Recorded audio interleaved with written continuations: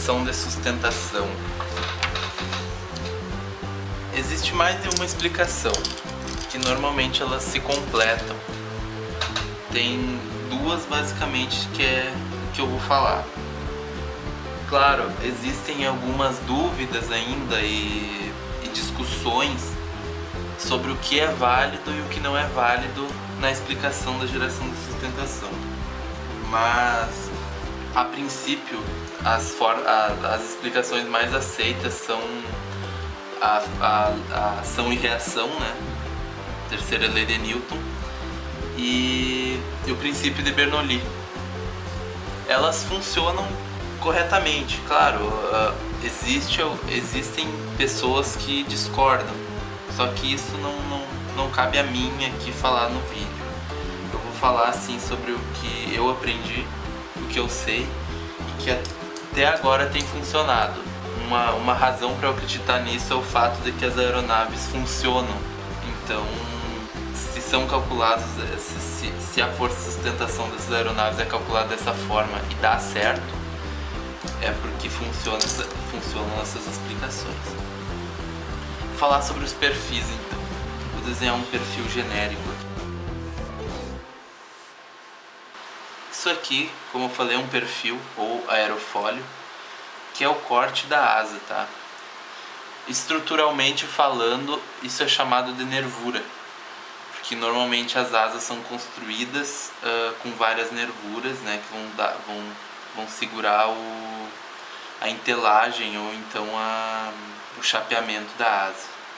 Na análise, na explicação que eu vou dar agora, isso vale para duas dimensões, ou seja, apenas num caso ideal em que a asa da aeronave é infinita, que mais tarde eu vou falar sobre isso. Mas, claro, primeiro é feita a análise em duas dimensões, depois existem métodos de aerodinâmica, né, de cálculo em cima da aerodinâmica, em que a gente converte essas forças. Que, claro, como perdemos eficiência, o coeficiente de sustentação, por exemplo, na asa vai ser menor do que o do perfil em duas dimensões. Vamos lá. Sobre as partes do perfil. Temos a parte da frente aqui do perfil que se chama bordo de ataque. Bordo de ataque. A parte de trás é o bordo de fuga. Na parte de cima do perfil é o extradorso. E a parte de baixo é o intradorso. Temos também uma linha, que é uma linha imaginária, entre a pontinha ali do bordo de ataque até o bordo de fuga, que se chama corda.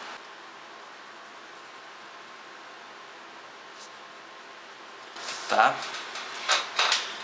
Essa corda, por exemplo, quando nós temos uma asa qualquer, por exemplo, uma aeronave assim,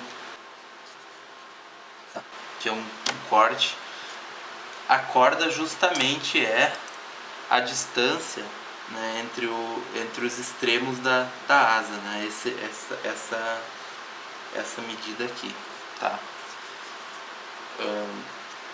Tanto faz. No caso, isso aqui é uma asa retangular. Para asa trapezoidal temos outras coisas, né? A corda da ponta, a corda da raiz, corda média aerodinâmica, que também eu vou falar em outro vídeo. Mas lembrando, então, nós temos a corda, né? Voltando ao nosso raciocínio, nós temos a corda. A gente tem, no caso, as espessuras de cada pedaço do perfil, no caso onde nós tivermos a maior distância entre o intradorso e o extradorso numa linha vertical, nós temos a espessura máxima, tá? Digamos que seja aqui, isso aqui é a espessura máxima do perfil. Outra coisa também é a linha de arqueamento médio, que ela pega, por exemplo, a distância em cada linha vertical aqui. Ela pega a distância entre o intradorso e o extradorso e pega o meio dela. No caso, se fizermos aqui uma... Vamos fazer rapidinho aqui. Nesse ponto aqui é mais ou menos aqui. Aqui.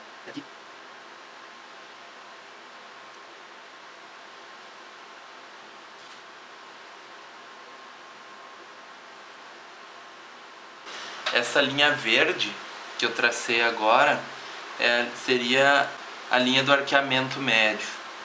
No caso, o perfil mais arqueado gera mais sustentação. Perfil menos arqueado gera menos sustentação.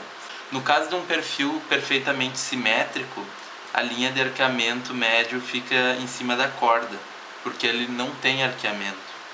Vou fazer alguns exemplos aqui.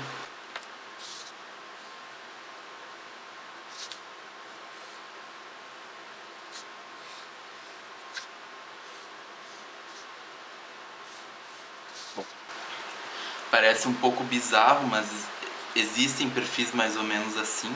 Vou começar aqui, por exemplo, sobre esse perfil aqui, ó. São perfis genéricos, tá? Apenas modelos dos que já existem, modelos parecidos, né? Esses perfis mais finos, assim, arqueados ou não, são os perfis mais antigos.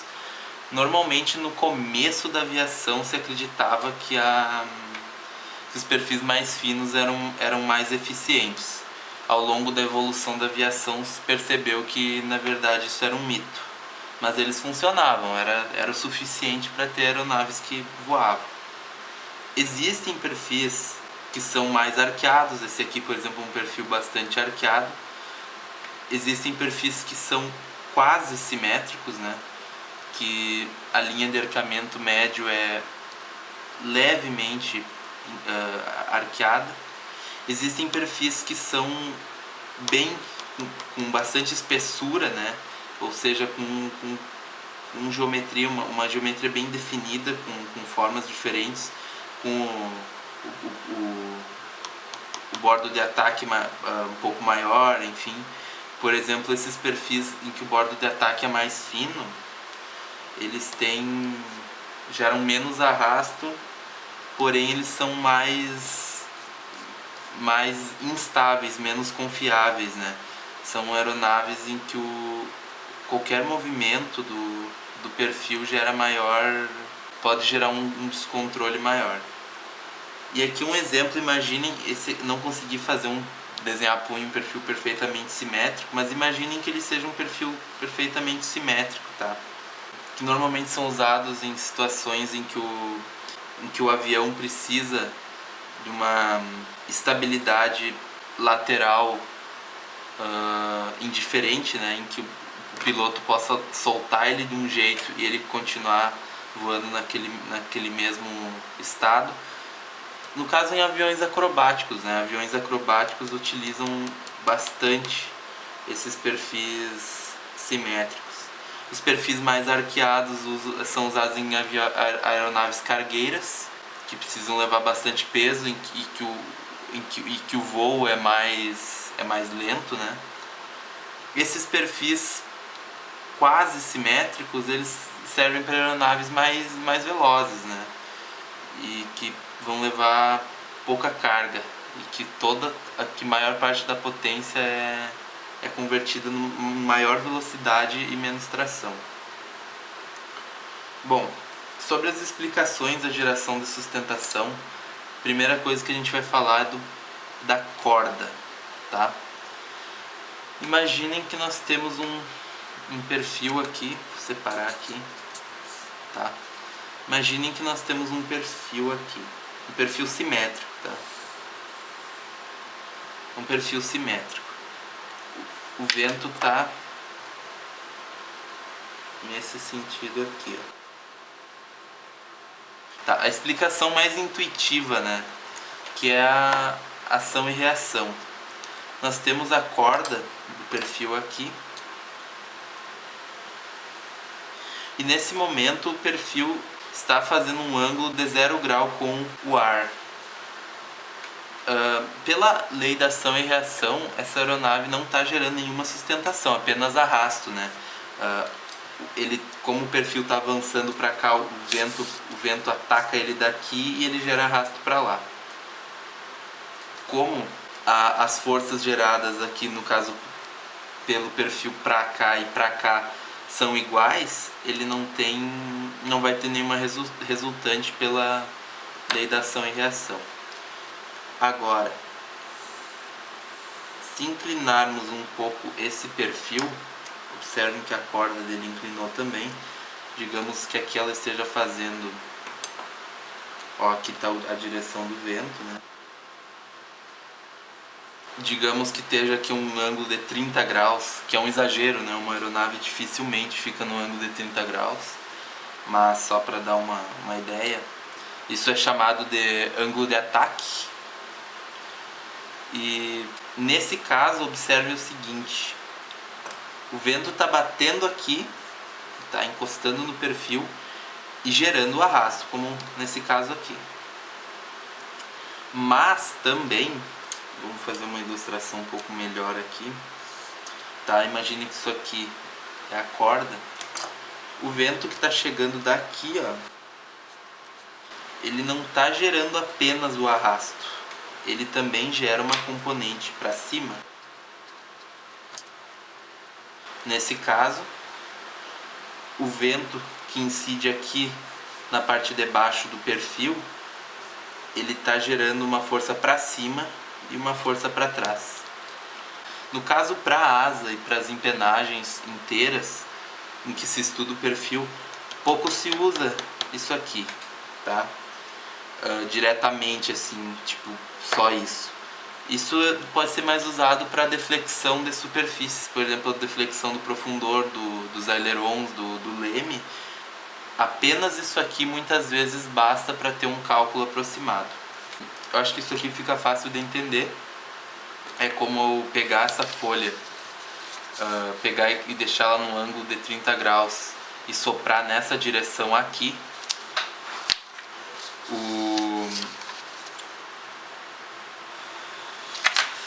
Observem que ela é largada para trás por causa do arrasto gerado pelo meu sopro, mas ao mesmo tempo ela se sustenta no ar que eu estou largando nela. As pipas funcionam dessa maneira. Quem conhece pipa, aqui no Rio Grande do Sul alguns chamam de pandorga, enfim, em outros lugares chamam de papagaio, mas enfim, quem conhece sabe como ela funciona, e essa é uma das explicações. Outra explicação, que é a mais, acredito eu, a mais plausível, lembrando que não é uma explicação ou outra, tá? Elas se completam. Mas eu digo que a mais completa, apesar dela não ser tão intuitiva, que é o princípio de Bernoulli. Esse aqui é um perfil bastante arqueado, tá? Mas vamos imaginar o seguinte. Temos aqui a corda, perfil. Imagine o vento aqui.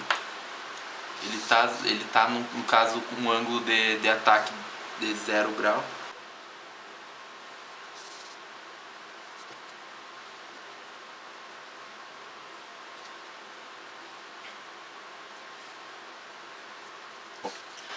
Aqui eu desenhei um fluxo de vento, tá? De ar. E o princípio de Bernoulli nos diz o quê? Que quanto maior a velocidade do escoamento do ar numa superfície, menor é a pressão. No caso, a pressão sobre aquela superfície. Isso tem outras aplicações além da aerodinâmica nas aeronaves, mas o que nos interessa aqui é o avião. Observem que o escoamento aqui do ar bate no bordo de ataque da aeronave, se distribui entre a parte inferior, né, o intradorso, e a parte superior, o extradorso, e seguem até o fim nesse escoamento laminar e se encontram novamente após passarem o bordo de fuga da aeronave. Lembrem-se que esse fluxo ele vai se encontrar novamente ali, né, nesse ponto aqui, ó. O extradorso aqui ele é maior, é mais curvado, o intradorso é um pouco menos. Ou seja, se medirmos todo esse comprimento do extradorso aqui, ele vai ser maior do que o comprimento do intradorso. Logo, para que esses dois fluxos se encontrem ao mesmo tempo aqui, imagine uma molécula aqui no vento, tá? Vou desenhar aqui moléculas de oxigênio que seja, tá? Elas estavam juntas aqui, se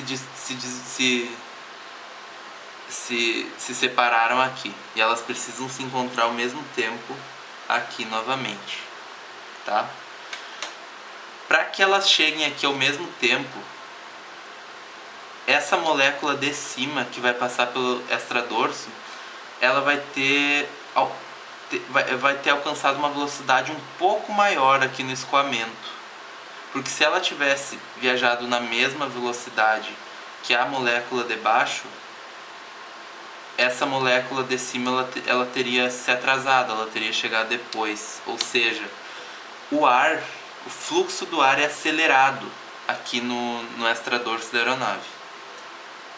E lembra que eu falei sobre a pressão? Quanto maior a velocidade do fluxo ali, menor é a pressão. Ou seja, a pressão em cima, vou chamar de P1, e embaixo é P2, tá? A pressão em cima é menor do que a pressão de baixo. Logo, como temos uma pressão pequena em cima e uma alta pressão embaixo, nós temos então nossa tão esperada força de sustentação para cima.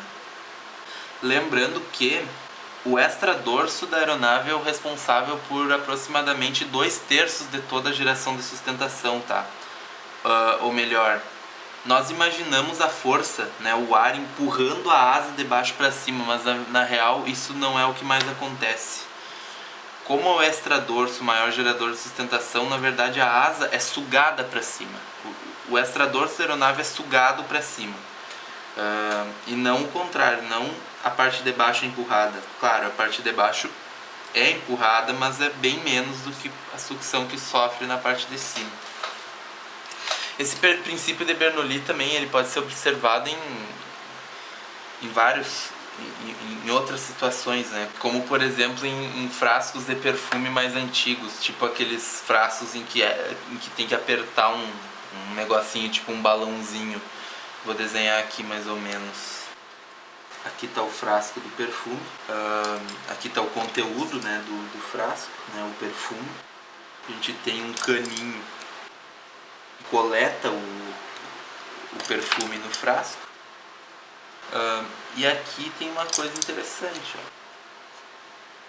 Aqui no caso é a saidinha do perfume. E aqui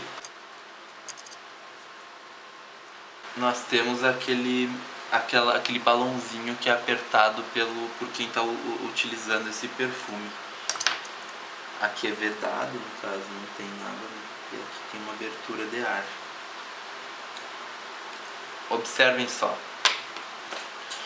Quando a pessoa que está se perfumando lá aperta esse balãozinho, a gente aumenta a velocidade do ar aqui, né?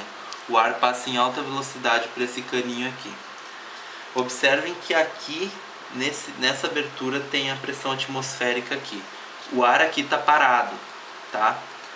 E o ar aqui está em alta velocidade. Então, como o ar aqui, nesse caninho, fica em alta velocidade, a pressão diminui. Ou seja, como a pressão aqui diminui, a pressão atmosférica dentro do vidrinho vai ser maior e vai empurrar conteúdo para dentro desse tubo. Ou seja, o princípio de Bernoulli explica isso.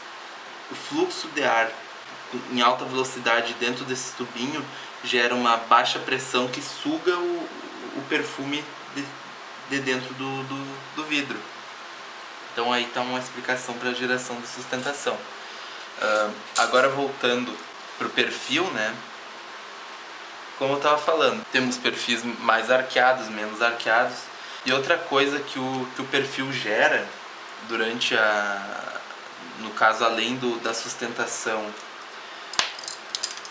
e do arrasto, é o momento. É nesse sentido aqui. No caso, o perfil de uma asa, ele tende a rotacionar nesse sentido aqui. Ou seja, se uma aeronave com uma asa retangular, tá? Isso, uma asa enflechada, por exemplo, isso aí muda um pouco, vou falar mais tarde. Numa asa retangular, por exemplo, se ela não tiver uma cauda, uma empenagem horizontal, para compensar esse momento, a aeronave ficaria rotacionando em torno do próprio eixo lateral. E claro, quanto maior o arqueamento, maior esse momento. Perfis que são simétricos, tá? Imagine que isso aqui é um perfil simétrico, o momento não existe se ele tiver uma inclinação de 0 grau. Já um perfil mais arqueado tem um momento bem grande, por sinal. E outra coisa que se deve considerar sempre quando for fazer a escolha ou até o design de um novo perfil aerodinâmico para uma aeronave é a eficiência aerodinâmica. Que a notação é a seguinte, CL CD, que seria o que? Coeficiente de sustentação do perfil dividido pelo coeficiente de arrasto. Por exemplo, nós temos então vou fazer um desenho aqui de um perfil. Tem um perfil aqui e a força de sustentação L aqui e o arrasto D. Tá? No caso, quando a gente fala de perfis em 2 dimensões, a gente não fala da força de sustentação nem a força de arrasto, tá? A gente fala de coeficiente de sustentação e coeficiente de arrasto. Mas aqui eu estou falando das forças só para ficar mais fácil de entender. Depois eu falo sobre os coeficientes e como obter em cada perfil, como obter esses valores. Então nós temos, como temos uma força para cima na vertical e uma força para trás aqui na horizontal, a gente vai ter uma resultante aerodinâmica, que é esse vetor aqui. Essa resultante aerodinâmica, quanto mais vertical ela ficar, mais eficiente é o perfil. Se ela ficasse totalmente na vertical, apontando para cima na mesma direção da sustentação, seria um caso em que a gente teria um perfil perfeito, um perfil com muita sustentação e nenhum arrasto. Isso seria o perfil 100% eficiente, o que é impossível. E para obtermos essa eficiência, vou pegar um exemplo prático aqui. Vou pegar um perfil, um perfil qualquer aqui, outro perfil, né? Eu não paro mais de desenhar perfil, em que eu tenho agora eu vou desenhar, vou fazer o coeficiente mesmo, tá? O CL igual a 1,2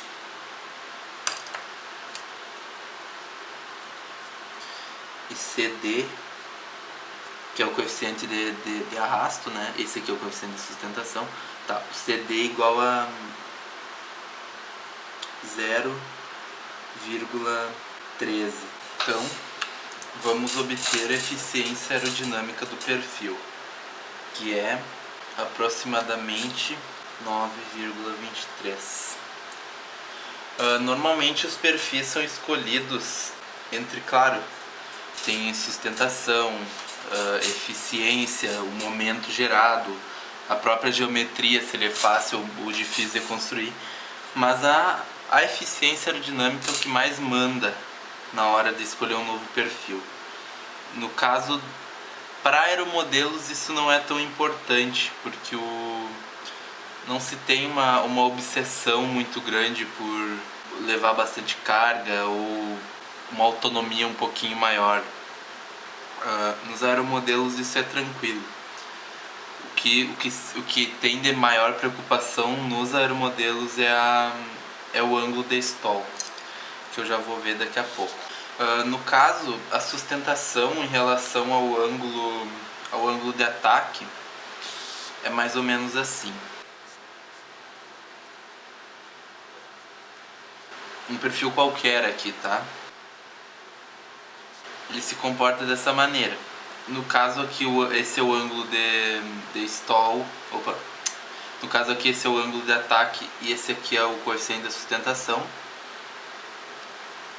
Nós temos então um coeficiente de sustentação que aumenta conforme aumentamos o ângulo de ataque, porém ele vai ter um ângulo que é chamado de CL máximo ou ângulo de stall, que a partir daquele ângulo a sustentação começa a cair, ou seja, não é possível ter mais sustentação do que esse CL máximo aí, é o máximo de sustentação que a gente consegue nesse ângulo. Não é necessariamente o mais eficiente, mas é o que se tem o maior coeficiente de sustentação. No caso aqui, observem que nós tínhamos um perfil que no ângulo zero, tá? Zero grau de inclinação, né? de ângulo de ataque. Observem que ele tinha zero de sustentação também. Isso significa que ele era um perfil simétrico.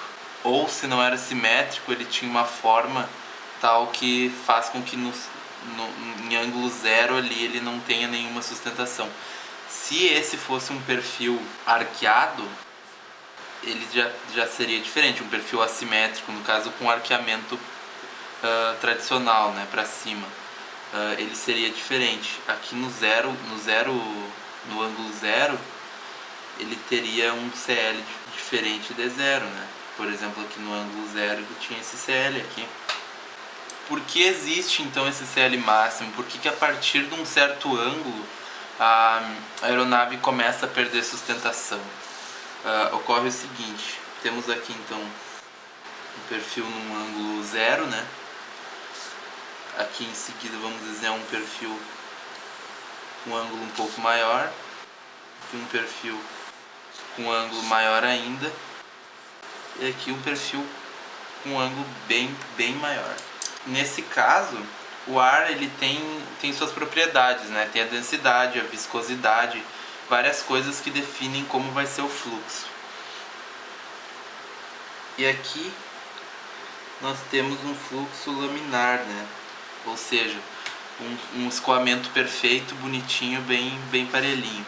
Aqui nós ainda temos esse escoamento, em que as duas camadas, a de cima e a de baixo, aqui elas continuam coladas à superfície.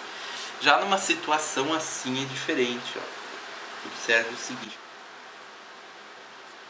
Aqui, quando o ângulo atinge o CL máximo, né, ou melhor, quando atingimos o ângulo de stall ou o ângulo de máxima sustentação, esse fluxo que era laminar começa a gerar uma turbulência. Tipo, começa normalmente pelo bordo de fuga, essa camada que ela não continua bem coladinha no perfil, ela começa a se descolar e saltar um pouco, isso gera uma turbulência. E conforme se aumenta esse ângulo mais ainda, essa turbulência vai aumentando, fazendo com que caia a sustentação. Por quê? Porque vocês lembram que a gente precisava do fluxo contínuo e parelhinho para ter aquela diferença de pressão entre o intradorso e o extradorso. E com a turbulência nós perdemos sustentação. Num caso assim, ó, a sustentação é ainda menor. Opa, errei aqui. No caso assim, a sustentação ainda é pior ainda. Ela tem uma turbulência total aqui. Por isso existe esse ângulo de stall. Todas esses valores sobre o que nós temos a respeito dos perfis, eles se dão normalmente em função do ângulo de ataque, seja coeficiente de momento, coeficiente de sustentação, coeficiente de arrasto, ou até mesmo a eficiência. Lembrando que normalmente em perfis mais tradicionais a eficiência fica mais ou menos entre 4 e 6 graus de inclinação de ângulo de ataque, entre 4 e 6 graus mais ou menos. E esse ângulo de stall normalmente fica ali nos 15, 20 graus. Se for ver, não é muito, né? Digamos, uma asa tá aqui, isso aqui é o perfil da asa. No ângulo de 20 graus, mais ou menos, isso aqui, ela já começa a estolar. É um ângulo bem pequeno, se for pensar na prática. Depois a gente vai ter uma videoaula só sobre o design e a escolha de novos perfis. Eu vou utilizar um software em que esses valores são obtidos. No caso, antigamente se fazia à mão os cálculos para obter esses coeficientes. Era bem chatinho.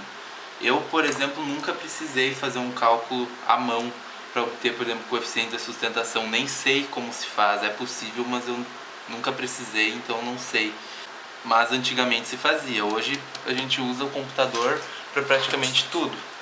E ainda falando sobre sustentação, tem mais um detalhe que eu gostaria de mencionar.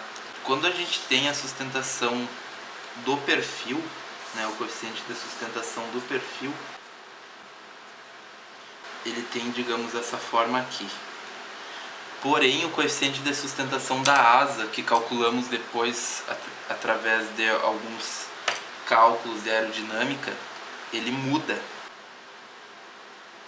Ele fica mais ou menos assim. A inclinação dessa curva muda. O CL máximo muda, tudo muda. Por quê? Porque a asa tem menos eficiência que o perfil.